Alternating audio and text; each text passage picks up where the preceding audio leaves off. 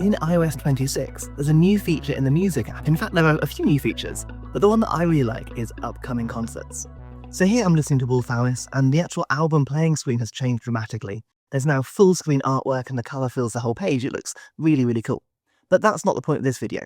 I'm going to tap onto the artist name, so Wolf Alice, and it will take you to their artist page in Apple Music. This was there before, but you might notice at the top above the name, there's an upcoming concerts button. If I tap here, you'll see a brand new screen with all of Wolf Alice's upcoming gigs there, listed by location and date.